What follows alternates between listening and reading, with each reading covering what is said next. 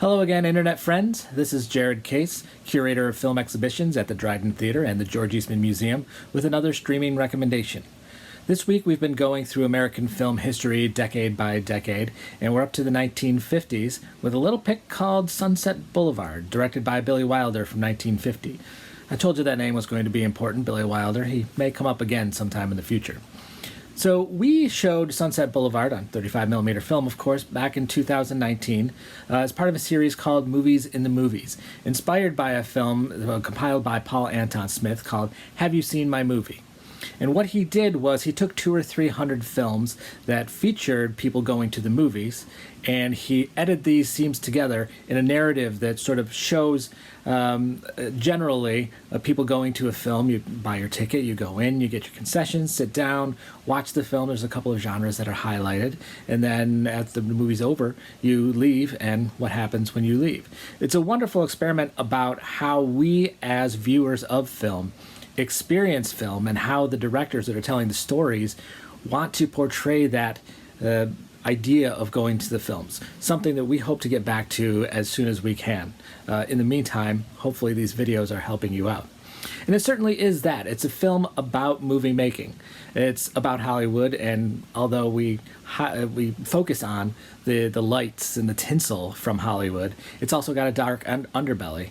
And this is a story about two people, Joe Gillis, the struggling screenwriter, played by William Holden, and he's trying to get to the point where he can see the lights in the tinsel. And of course, his benefactor, played by Gloria Swanson, is Norma Desmond, who had fame, who had that time in the sun that she's now trying to get back, and how these two people and the different directions that are going interact, and the fateful ending that it comes to.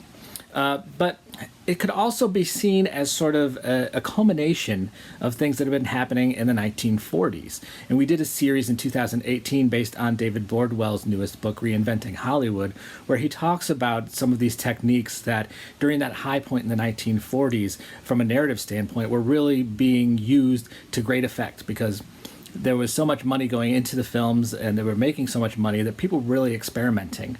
So not only with the narrative structure that goes back and forth in time, or at least has these bookends of a flashback scene, but also the voiceover. These were two techniques that really came to the fore in the 1940s and were used a lot. Now, some people may say that after 2.5 weeks or so of not having any film noir, now we have two in a row. I would like to put that into question a bit. It depends on your definition of film noir, and of course that's not something that we want to go on into in a small introduction like this.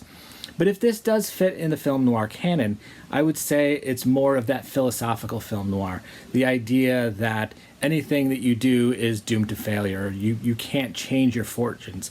If you are on a path to destruction, there's nothing you can do. And that's really the noir part of this whole narrative, is that as much as you want to get to that point where you can revel in your success, you're always doomed to that failure. So that's another way to look at the film. But a wonderful film nonetheless, no matter how you categorize it. Again, this is Sunset Boulevard. It is streaming on both Amazon Prime Video and on the Criterion channel. So please go check it out. We've got another one for you tomorrow.